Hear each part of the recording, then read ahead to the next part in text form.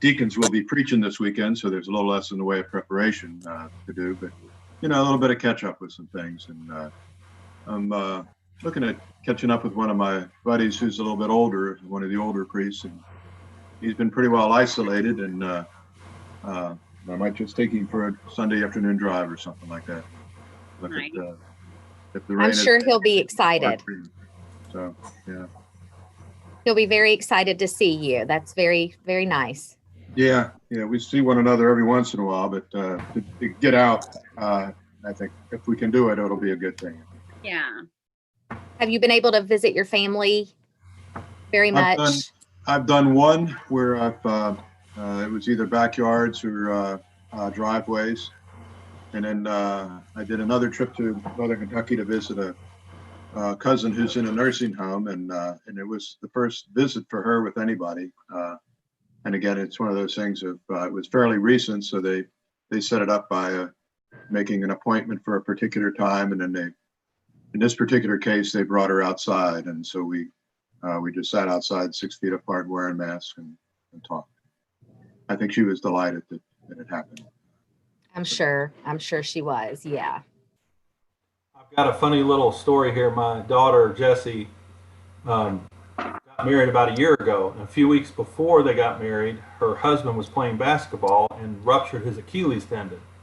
So like literally the 2 weeks before the wedding, surgery, then couldn't put any weight on it, so he was on a cart, one of those little cart things. Got married. Well, last week now they're getting ready to move. They've sold their house. They're getting ready to move into another house, like we are, and so suddenly she's teaching dance class. That's her side little thing, and she's doing some sort of turn, and all of a sudden, her Achilles tendon decided to rupture. Oh no. So now they're getting ready to do another big life change here, and she's torn her Achilles tendon. So now she's going to have surgery next week before. That's terrible. That's terrible. So you've also recently moved, Deacon Tim. Yes, is that right? Just got moved into our new place here. So the last few weeks it's been an adventure. We're only about 5 minutes from where we were, so it wasn't like a big long move somewhere. But 21 years in the house and all of the clean out that you do. So it's been I'm glad it happened during summer. We did it on purpose so it'd be during the summer. But yeah, so we're moved in here. All right. Yeah. Nothing on the shelves or anything, blank walls, but we're here. So that's okay. As long as you're in, that's what matters right now. Right. Yeah. So, well, anyway, it's just 1 o'clock, so it's going to get started. Welcome to everybody to the Parish Coffee Hour with Father Paul and friends, and I'll turn it over to Father Paul now to get us going here. Well, good afternoon, everybody.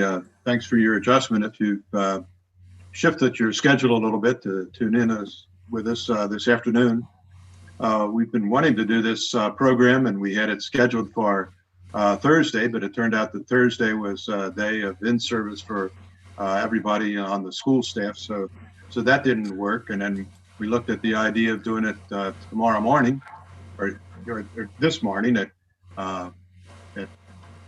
let's say 10 o'clock, the usual time. But I realized I had a doctor's appointment then, so it was to the eye doctor, and real happy to report that things are just as good as they've been in terms of my eyesight as years go on. I want to say too that I think a lot of people have been interested in Father Mark and his journey through this epidemic, and most everybody knows he's been home and not able to get back to the country, but he came back last night.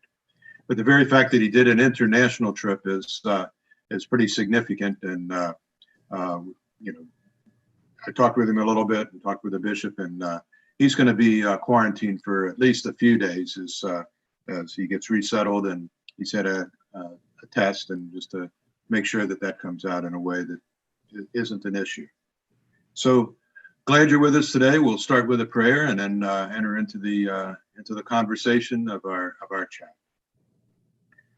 Lord, we ask you to guide us as we open ourselves and our minds and our hearts to you, your life and your love. We ask you to guide us as we reflect on the beginning of the school year, as we reflect on how the school year ended and how we've been preparing through the summer for its beginning. we ask you to bless all the students and all their families and everybody who's of the staff of the school. Bless them, help them to use their best gifts and to draw from your gifts of the Holy Spirit. Of course, we pray for everybody's safety, and yet we pray also that it just be a positive year, a great year as we move forward and help learning and growing and Catholic formation take place within our student body.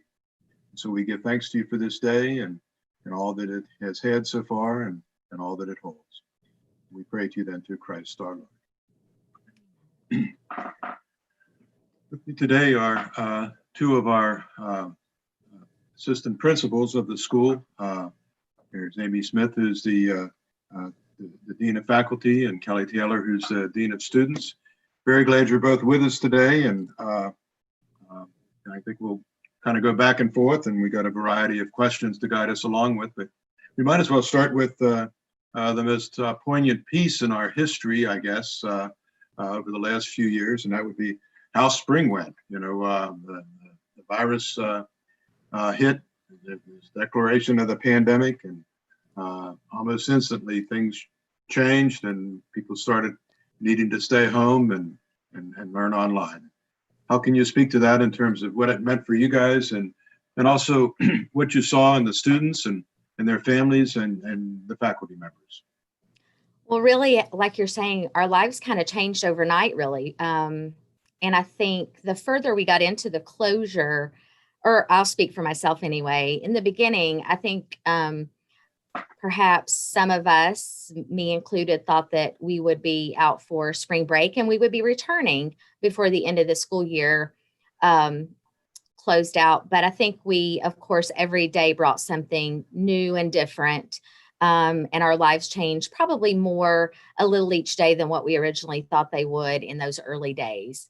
I think from my perspective, we really hit the ground running when we closed. And those first few weeks were very, very long days for everybody.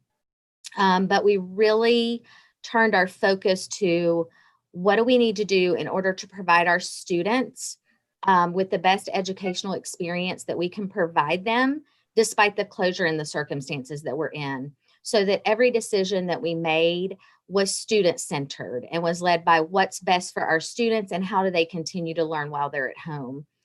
There was certainly bumps in the road and adjustments that need to be made, and adjustments that continued to be made throughout the summer as we reflected on that time and that closure. But really, keeping the students at the forefront of our mission drove all of the decisions that we made. Our teachers jumped in feet first and took off with just really a lot of different learning curves in looking at different resources that needed to be used and platforms. And we were lucky in the fact that a lot of resources were provided to educators in the spring for free. So some of the things that perhaps we hadn't had access to previously were free, and that enhanced our instruction even more. And the great thing for us and for our community, our school community, is that our teachers were willing to do whatever it took to make sure that our students continued to learn, even if that meant, accessing a resource that they hadn't utilized before and watching a YouTube video or jumping on a Zoom and us demoing it together. They were 100% on board and ready to do whatever it took for the students. So it definitely, of course, was a challenge because as educators, we like to be in the classroom with our students. I think all of us entered into this profession because we love students and we love what we do.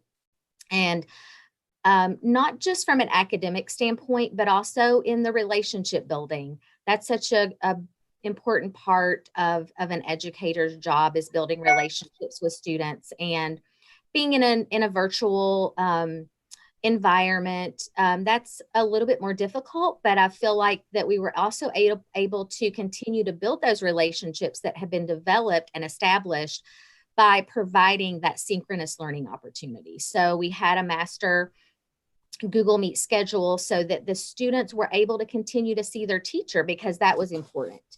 for them to be able to continue to see their teachers and know that their teachers were okay as well.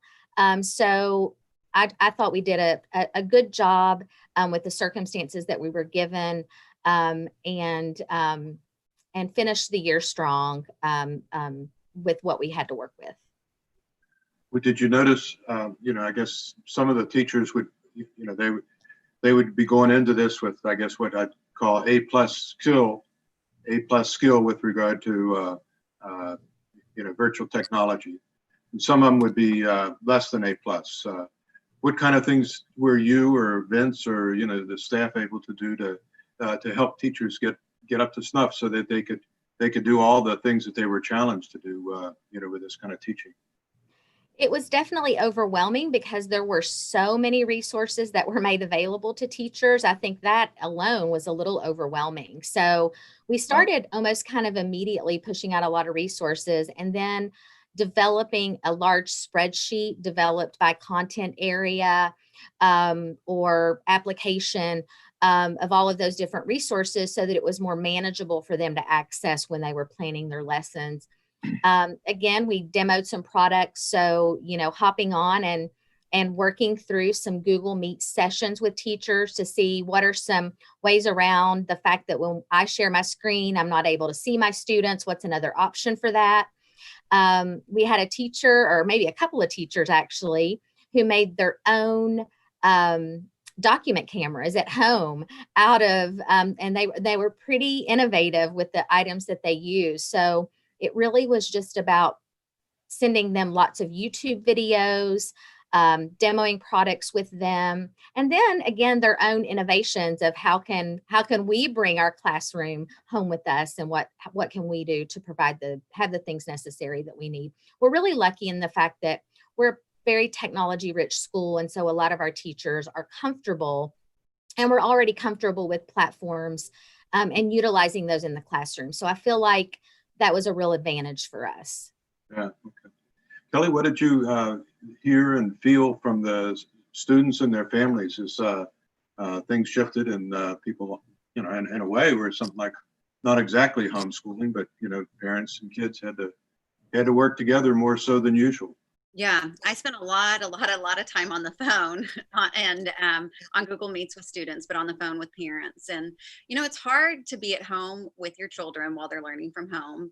I don't know how many parents I talked to, and they said, I'm not a teacher. I said, but you can't beat yourself up, because, I felt like one of my gifts is working with kids that have challenges. And I had a really hard time working with my own daughter, who is 6 years old, working from home. I mean, it's hard with your own child. It's a different dynamic. And so, just talking that through with people and advising them and just telling them to give themselves some grace was really important. And to just remember that, this is a unique circumstance and definitely a challenging one. So I think one of the things that was most important to us was that families still feel connected with each other during this time, because it was, in the very beginning, it was extremely isolating, where really people weren't leaving the house at all. We just didn't know anything, and is still for some people. And so we wanted to make sure everyone felt connected, and so we did as much as we could with social media, posting pictures, asking people to post their pictures and to tag us, sharing things with newsletters, making videos for parents and for families and for students, making sure those students had time in their Google Meets, which was their synchronous classroom, so that way they could connect just about fun things too, not necessarily just content areas. But it was often that we would all try to pop in and out of all the classes, that it was so fun to just sit and talk with the kids. I felt like I just needed that too, and they needed that. And it was so interesting how 8th graders would even just stay on, well beyond when the class was over, and just sit and chat with the teacher, with one of us, just about what they were watching on TV, what they were reading, what they were doing to take care of themselves. And so I think that was really, really important for us. But it was a long day. It's hard I think for us as administrators, for teachers, for the kids, for parents, to know when to stop your day, because you don't ever leave the house. So you just keep going, you keep going, and you don't watch the clock. Whereas when you drive to school and you leave, it's leaving work, or it's, leaving school, and your day is more regimented. So I think that was a major challenge for people. Yeah. I think that definitely was probably one of the biggest challenges, is having that boundary to know that the day is over, because you could have worked all day and into the evening, and we did. many days because you were isolated, you weren't going anywhere. So it was very easy to continue to work, throughout the evening, and just doing whatever needed to be done. And I think we recognized in the situation that, this is hopefully for a short time. And so in the beginning, we've got to do whatever it takes. And we were willing to put that time in and to do whatever it took to make sure our students had the best experience. But definitely that was a challenge. I will say one silver lining, though, in talking about this, I think, is that a lot of families, parents and students got to know what kind of learner they were in a way that some parents I talked to, they were like, I always knew my child was introverted and that they really, needed time to recharge, but they've really thrived in this environment, that's been great for them to have flexibility to work on their things in their room and to recharge that way. And then on the flip side, of course, and this was more heard, was that, my kid they need to be out of the home. They thrive on other people. And so I hope that even though that was a challenging experience for them to learn that then they can take that and say, I know this about myself. I know that I need more structure. I know that I need to start at 7:30 and end at 3:30. I need some interaction with people. So that way they can become a better learner for the rest of their lives. Yeah, I would say for me personally, and maybe for a lot of families, and I think my kids would attest to this as well, they said, we actually have eaten dinner together more now than we have probably in the last few years. So in a way, it also brought families together. I really think that, and certainly it did for us. And so while it was challenging and there were unknowns and so much uncertainty because this wasn't anything that any of us had faced before, there was a part of being with your family and having that time with them that I certainly cherished, especially having older children and a daughter who'd been away at college that I hadn't got to see very much during the year. So it was nice having her home, and being able to see her more often.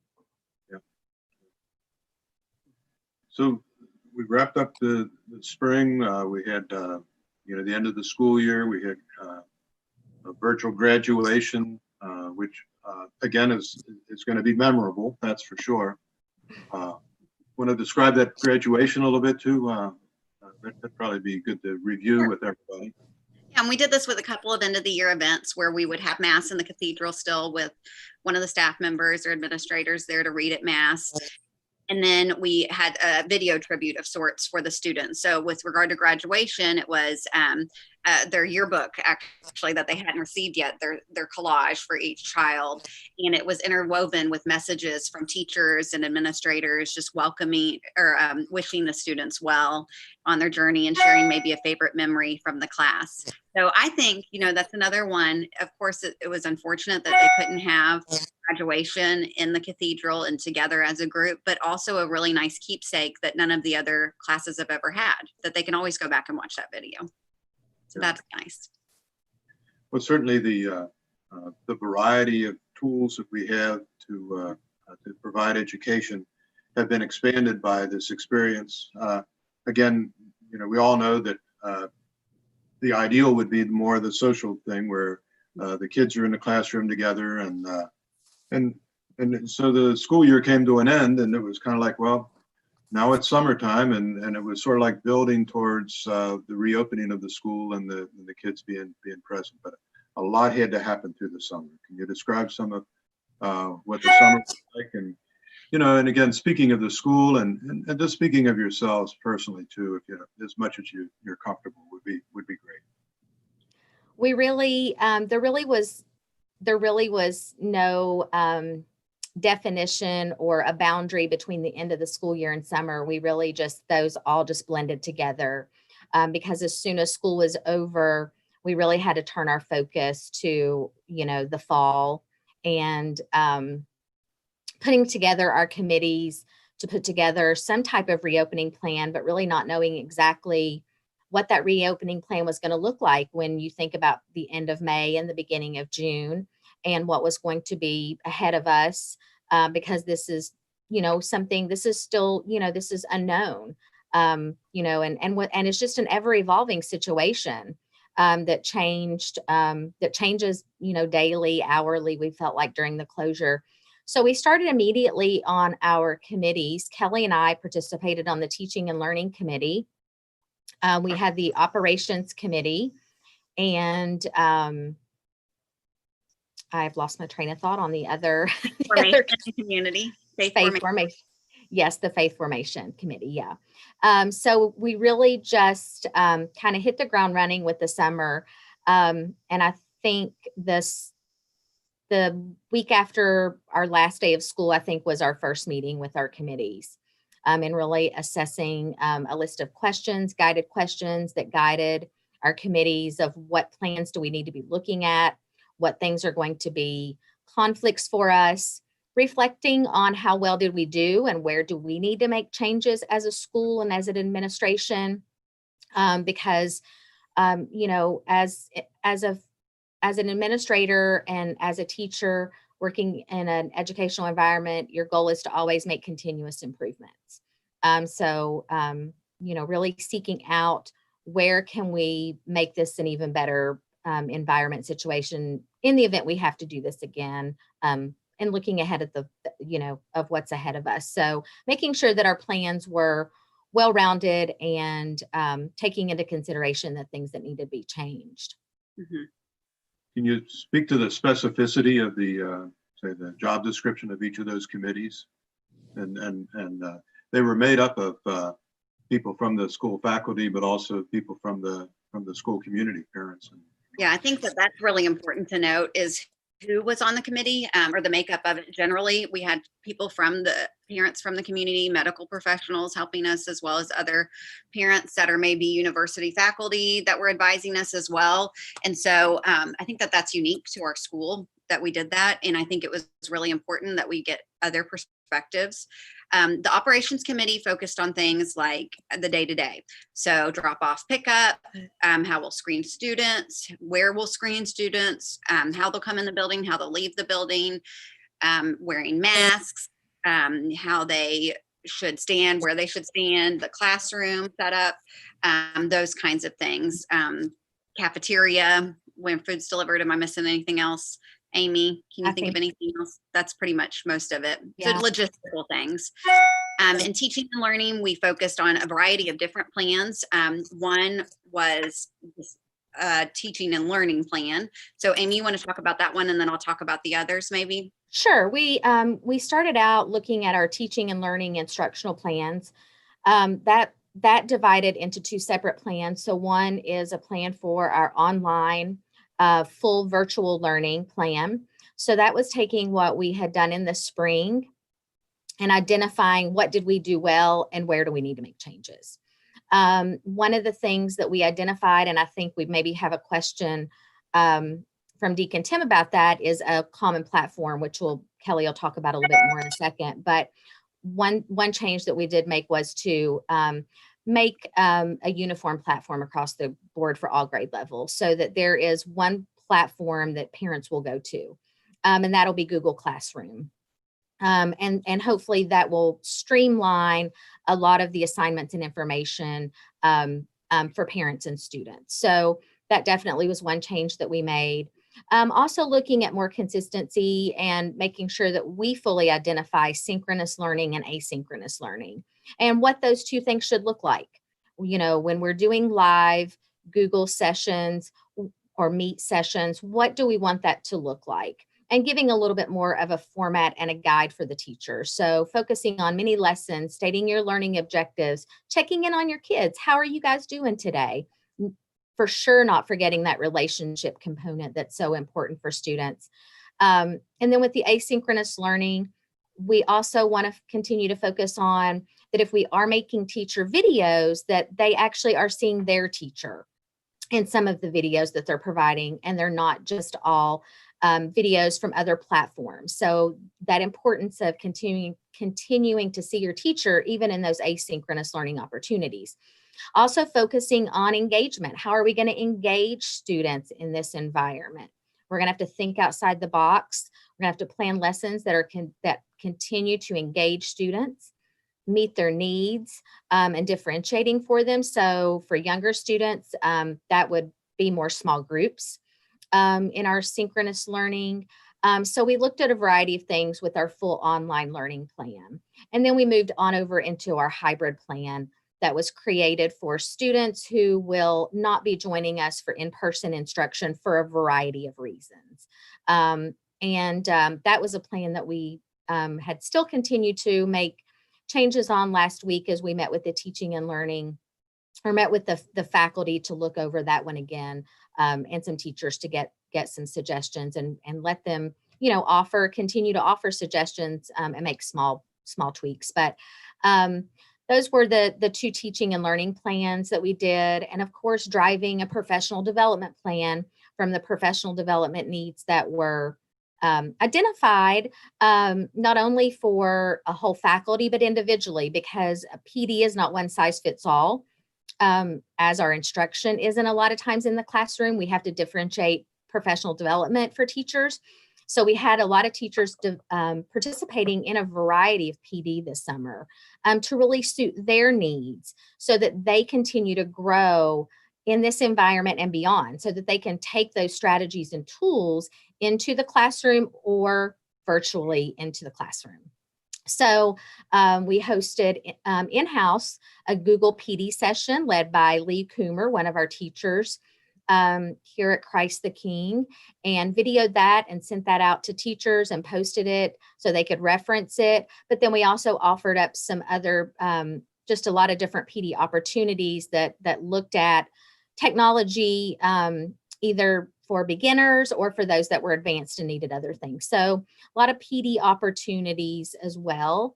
So PD was another kind of subcommittee that came out of the teaching and learning. And then Kelly, if you want to talk about the other two, that would be great. Yeah, of course. If I could, I guess the question, just to be real clear, like as we get going next week or so, and if somebody's not ready, as a child to come to school, if for, like you say, for one reason or another, they'd be able to attend by, I guess, the hybrid approach that would embrace. Absolutely. That's correct. Yes, Yeah, they may. And again, we know that might even be situational in terms of times where, somebody's having a bad week or something like that, or unsure for one reason or another, and so they could stay home and keep on learning, be part of things, come back, So lots of, there's not one size fits all. There's some flexibility with the approach. And again, I think we know that the children are hungering to get back together again, and we want it to happen, of course, in a safe way. And we've got so much in place to really make sure that that's going to be the situation. Mm-hmm. Sure, appreciate all that's been done. Yeah. So Kelly, she may hit on the student support plan that we put together and the technology plan that was a result of the teaching and learning as well. Yeah. Yeah.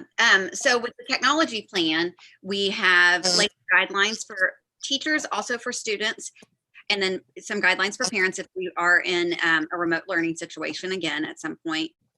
That just streamline things with Google Classroom, so that way there's more consistency among grade bands, not necessarily just grade levels, but something like kindergarten through second grade, third through fifth grades, sixth through eighth grade.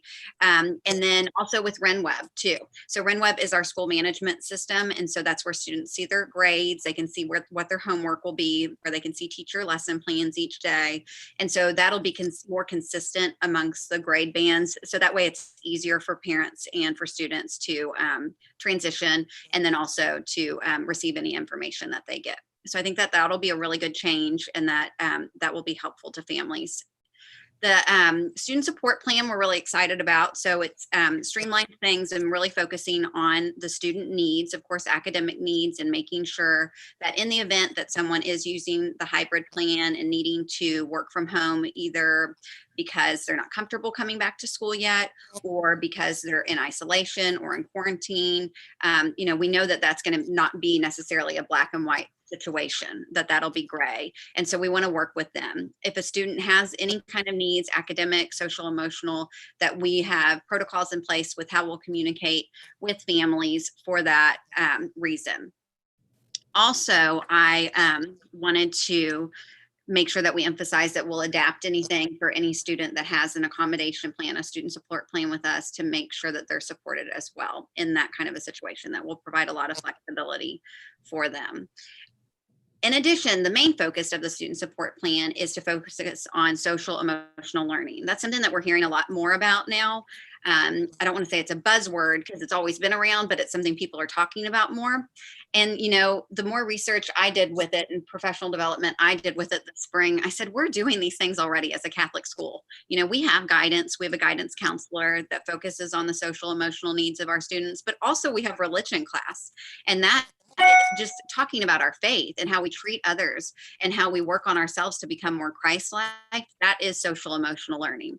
And so but just being more cognizant of that and better communicating that. So one thing I'm working on today actually is a daily check-in that students will do. That'll be kind of streamlined in that K-3 will probably answer the same kinds of questions, and then 4th through 8th would answer the same kind of questions, where they would check in with their cohort or homeroom teacher and just answer 2 or 3 very simple questions. How are you feeling today? Do you need to speak to anyone? Just some very simple things where we can make sure that our students' needs are being met and they feel like their voices are being heard as well. So that's something I'm really excited about too. We actually took a little time yesterday in our in-service meeting to focus a little on SEL, or social emotional learning.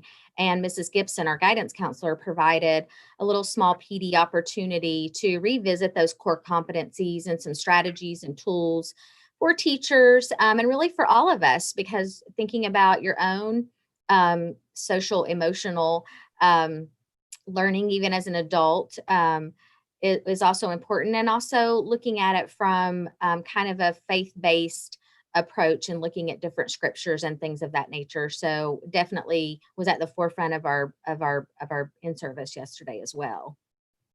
What does seem to be the feeling of the faculty as you're about ready to enter into the year? I think that it's mixed. I think people are excited to be back and they're excited to see students. I think anytime I've seen a student just drop by materials, I almost go into tears. I'm just so excited to see them and to see their little faces and to be, you know, kind of reunited. So I think everyone's really excited about that. But, you know, there is an uncertainty for the year. We've never done this. And so it's just, you know, one of those things that it feels like once you get in it, you'll feel better. But just still, you know, everyone I'm sure appreciates prayers for all teachers are always nervous before any school year starts. So, and this will be an exceptional one. Sure. Absolutely.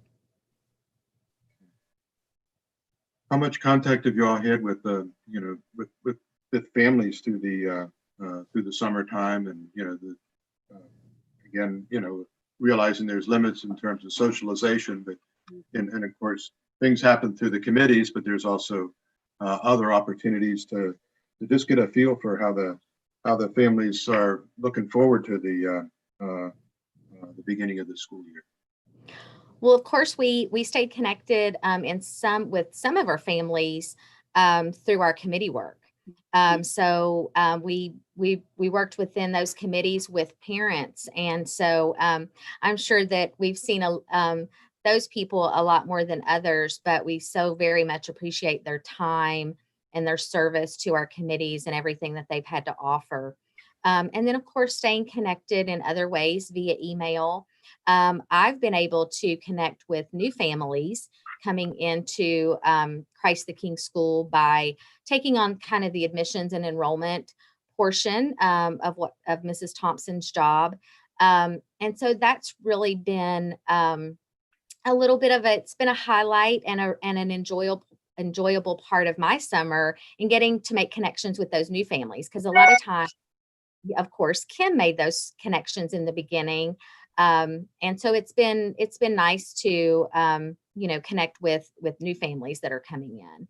And then, of course, through email with parents, with different questions and talking to them on the phone and things of that nature, to answer anything that we possibly could at that time. I'll also add that in the spring, we all divvied up the different families in the school, just to make sure that everybody had a contact, and we called everyone to make sure everyone was doing okay. And that's a practice that we're going to continue as part of that student support plan and our reopening plan, is to have, families contacted by the cohort teacher every so often, just to check in, see how things are going, see how they're feeling. I think that was really, really valuable. Really valuable. That kind of thing's valuable for the initiator and the receiver. Absolutely. You recall I made a call to everybody on the faculty and staff in the springtime just to see how they were doing.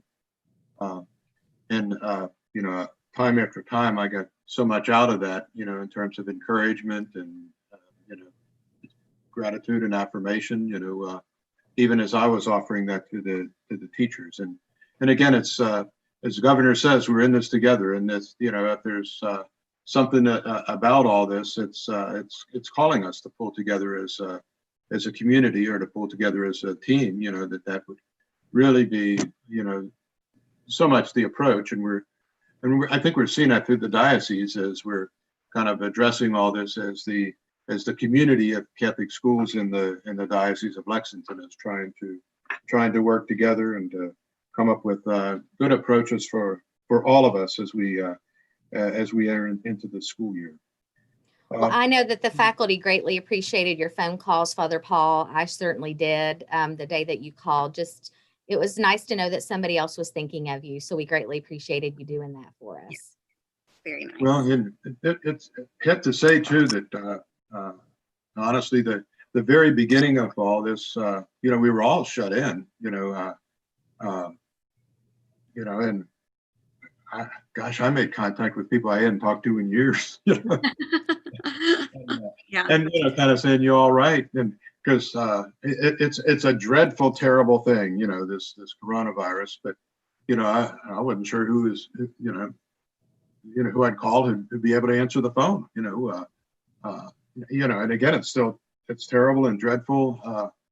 But we're with good choices, we're out and about, and if we're doing things to protect ourselves and other people, we can do some things. Again, life is so weird. I was at the doctor's office, like I say today, and there's no lamps, no tables, just a few chairs in an empty room as you wait, and everybody's wearing a mask. But the tone of voice and the look of people's eyes, and the skill, there's still the TLC. You can't stop that. And Mass is a great example too. With all the limitations we have there, still good things are happening. And it brings me to, even with the school, one of the highlights, for a priest with the school is to have Mass with the children. And it's going to be a little bit different this year. I would want to tell our audience it's going to be private masses, just with a particular class, but it'll be streamed into the school, and we might be able to work out a way, at least some of the time, where it be streamed just as we stream masses a couple of times through the week, so that families would be able to pray along with their children. It's just a lot of changes we're making. Can you all speak of the change of class sizes and the concept of cohorts and some of the construction projects around the classroom?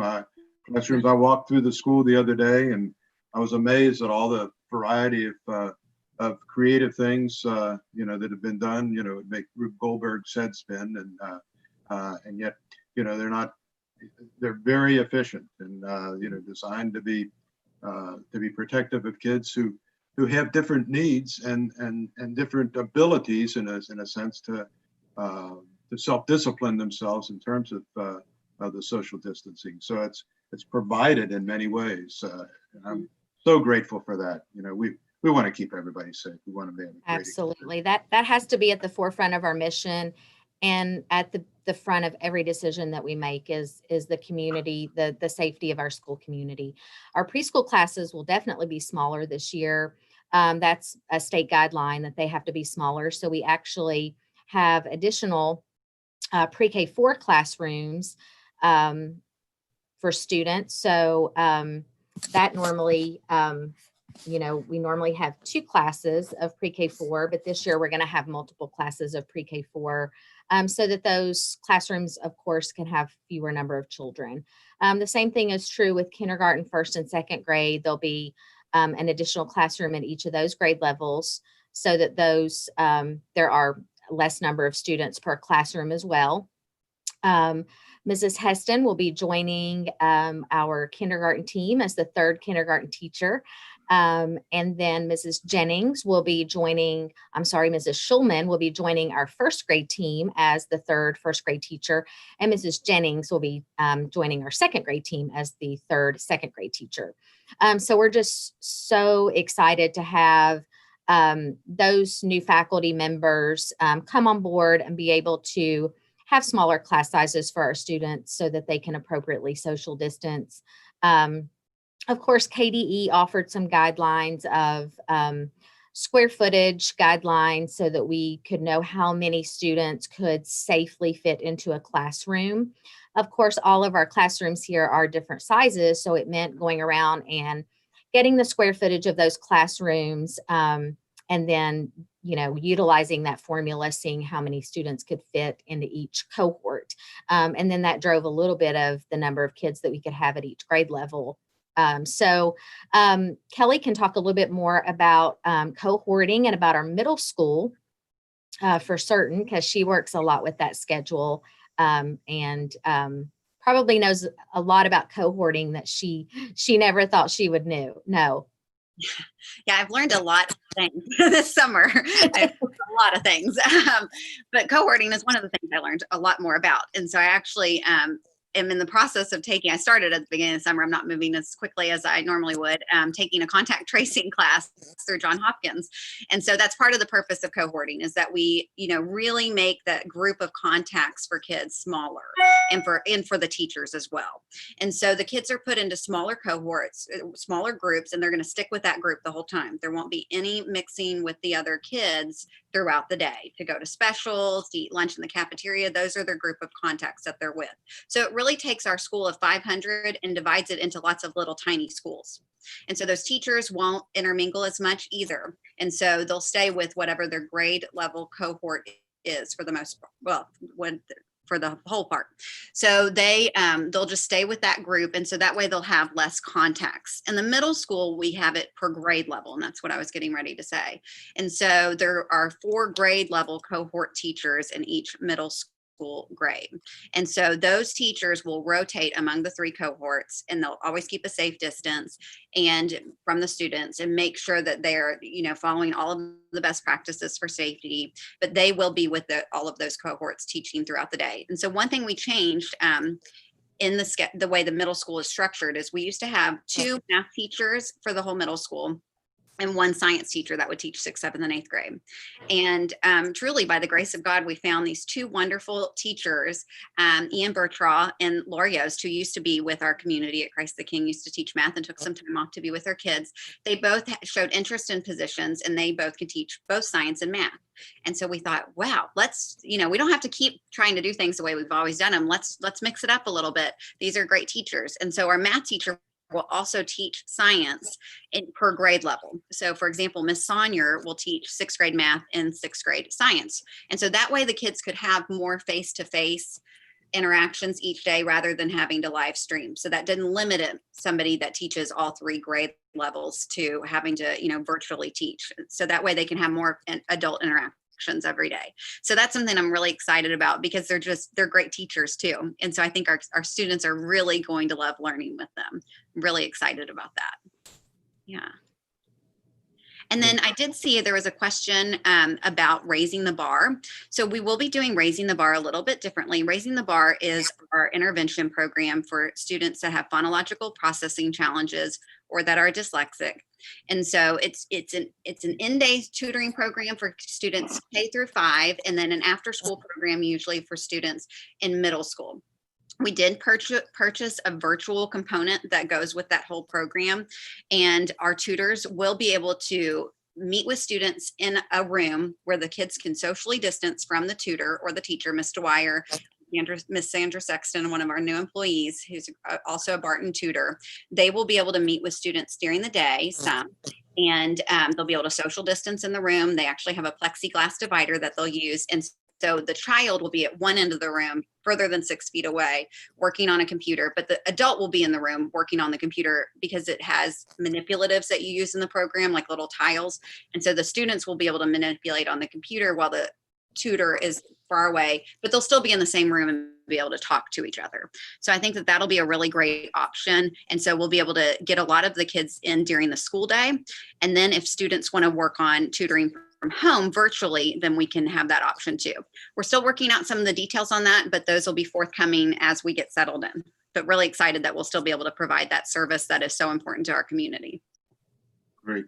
You know, what's going on, of course, is it's also unusual. We've got like a great plan, but also and it's solid, and nobody will pretend it's perfect, and but there's room to develop as we go along too. But it's like top notch. I can't think of anything better. And what's going to happen, of course there'll be a surprise or so, but that's the nature of a surprise. It's a surprise. So then we'll adjust. One of the things I want to say too, I want to be clear that we're going to stay with 8 o'clock Mass on every day, Monday through Friday, for the general community. It's probably good for our listeners to know and to pass the word on that, in our world of adjusting to the COVID, the entrance to church has always been now Heman Hall, through the Cathedral Center.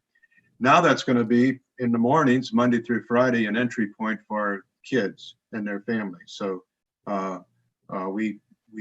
we don't want you to, if you're coming to 8 o'clock Mass, don't come in that door. Go in the front door or the Guadalupe Chapel doors, and we'll have those open. And the best place to park also would be in the area from the O'Neill Center, moving towards the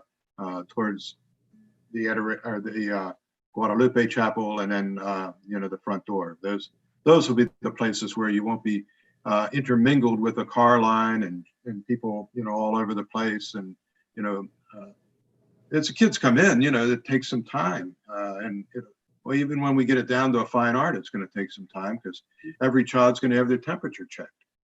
It's going to be different this year, and it's going to require us to be walked in by their patient. parents, and then their parents turn around and go back to their cars. It's not going to be like the children and their parents kind of roaming through the hallways as the morning's about to begin. It's got to be real clear and real safe. Just to get back to Mass, the time frame for the private school Mass will be later in the morning on a Friday, so that won't be at the 8 o'clock Mass. So everybody who goes to daily Mass would still have that option of daily Mass at 8 o'clock. Yeah, what are some of the features of the typical day? The dropping off, the picking them up. Playground it's still going to be used. There'll still be gym class and things like that, with some modifications. Yes. Lunches will be brought to the classrooms. Limited movement in the hallway for the students, I believe. Of course, the natural would be restrooms would be able to be used. So things like that. And there's been adjustments in the restrooms even. It's like no touch for the faucets, and just a variety of things to keep it even safer and safe. Our team, our school team and our maintenance team and all the contractors, they have really been busy this summer doing great things to get the year ready. It seemed like another question came in. One of them was about sanitization with centers I think even just to talk more generally about items in the classroom. Teachers are provided with different, with all the cleaning materials that they will need for each circumstance. It's different in middle school than it is in preschool. And so with the types of manipulatives that you would use, and so they will be sanitized between each use, any kind of manipulative that a student use. Actually, students will have their own sets of materials. So if you walk around the school right now, you'll see that a lot of them have like a bin on each table that would have things like scissors, glue, markers, just for that child. And so there won't be any mixing of materials. in that kind of a situation. Mr. Ellison has a video that I'll actually be posting here in the next couple of days that's really great, that shows one of our sanitization items that we have that is a fogger that he can fog the equipment with to sanitize it in between each use. And so that's pretty cool. And so that'll be utilized as well to sanitize things. You all have had consultation with the county health department. You've worked with at least one physician as part of your reopening committee. So, you've got a lot of professional input beyond your own professionalism to make sure that the place will be safe for the kids. Let's face a scenario. Suppose one of the students tests positive for COVID. What happens then? So one thing that our family probably, if they didn't receive it yesterday, will receive it today or tomorrow, is they received a little postcard in the mail. So we mailed these out. And so this is a great item to keep on your refrigerator. We'll also have some of the directives posted on outside of all the doors, but it tells you exactly what to do before you come to school, what symptoms we should be checking for, but what to do if your child presents any of the symptoms of COVID, what to do if they have a positive test. If they test positive, then they should stay home from school from 10 days from symptom onset. Now, the health department will advise them on what to do, and then they will also contact us on what to do. The parent can also contact Shayna Elmore, our nurse. She is our COVID contact, to let them know something like that. And we want to know as soon as we can, of course, so that way we can react quickly. But the health department will react very quickly and will work very closely with us in doing that. We have a lot of protocols in place to help them with their contact tracing, including detailed seating charts that are posted in the room and also in a folder. We'll have a log outside of every classroom that any person that enters that's not part of that cohort needs to write down when, what times, what date exactly they were in that room. So that will allow for easy contact if necessary. It's very important, of course, for us to establish those community partnerships for that reason and work closely with other individuals to guide us on those things, and talking about having a variety of people on our committees and having a variety of perspectives in addition to the Department for Public Health. Yeah, I was just kind of cleaning up. There's just, I think, one question yet that came in, and again, this is kind of a specific one, but for a fifth grader who has learning strategies also, will they be doing Raising the Bar after school? That'll be a choice that they can make to do that online tutoring after school. Mr. Dwyer, who runs our Raising the Bar program, will be in touch with all of those families in the next week. Usually we don't set up that schedule really until the first couple of weeks of school anyway. Even in a normal year. And so we definitely want to see how things are working and make sure that we can do everything safely for all parties involved. But we will she'll be reaching out with that information soon. We'll be welcoming a new interventionist to our team this year, Ms. Sandra Sexton. So she will be assisting Mrs. Dwyer as in our intervention department.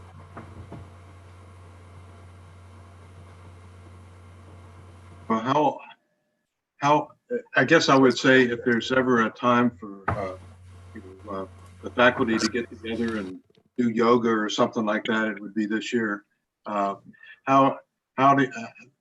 are you all taking care of yourselves? How do you see the fellow faculty members taking care of themselves? What are you encouraging? Where would you like to go with that? I think for us, we haven't probably taken care of ourselves very much because we've worked so many hours this summer. I think we're hopeful that there's something coming, with some downtime. The summer is always such a busy time of the year. It's just an absolute, on any given year, it's just as quickly as we can go to get things prepared for the next school year. And of course, this has added such a tremendous layer and complexity to so many other things. But you forge ahead because it's what has to be done for the students and the school community, and know that there's going to be some time later on, hopefully in the fall, where we can maybe, have some time to decompress and spend some time with our family. So, but it is important for us to take care of ourselves, and most importantly, one another. So We really emphasized that yesterday in our in-service, about checking in on your neighbor, or the person down the hall from you, or, somebody in the cafeteria to just say, how are you doing? And remembering that this year is going to require a lot of patience and flexibility from all of us. So it's just going to be what we're going to have to do. Mhm. I think one of the teachers on staff gave me some really good advice when I took this position about a year ago, was the 10-10-10 rule. And so is this going to matter in 10 minutes? Is it going to matter in 10 days? Is it going to matter in 10 years? Looking back on my first year as an administrator, a lot of the things really didn't matter in 10 minutes or 10 days that I really stressed out about. But this summer, when I've asked myself each day, okay, 10-10-10, there are several decisions that we're making that could matter in 10 years. It could make a huge difference for a child or for a family or for someone's health. And so that's pretty sobering. And so all the work that we're doing, it's worth it for that reason, for our community. And I think it's one of those crunch times that you find yourself called to. We're called to this. This is a vocation, and it's worth the sacrifice of our time right now. But we do have long days ahead, and we can't take care of others unless you take care of yourself. And so I think that's something we talked about yesterday with the faculty, that we'll be more mindful of, creating those boundaries and setting times to set aside to be still. Yeah, there's a chance parishioners will see some tables in the courtyard outside Heman Hall. I think you guys are looking at that. It's a place to just sit out and chill a little bit, as fall goes along, and in a socially distant way, and maybe have lunch together. That's we have the ability to do that. Yeah, providing that space where teachers can go and maybe just sit and have some time to just catch their breath, or get outside for a few minutes during a planning time. I think we all realize how important it is to be able to move during the day and get some fresh air. So that'll be a welcome spot for them to enjoy during the school year, hopefully. How do you see, within fellow teachers, yourselves, your spiritual lives changing in relation to, what you've been through and what we're getting ready for as this year's about to begin? What can you speak of in terms of the spiritual journey? I think now more than ever, we have to rely on our faith and turn to God.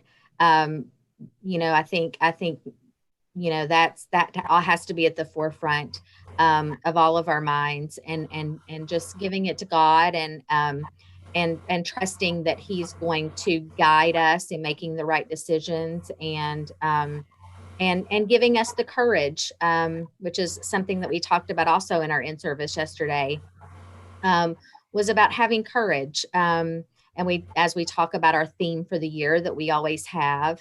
And I think it's probably more important now than ever, Father, to turn to our faith and to God.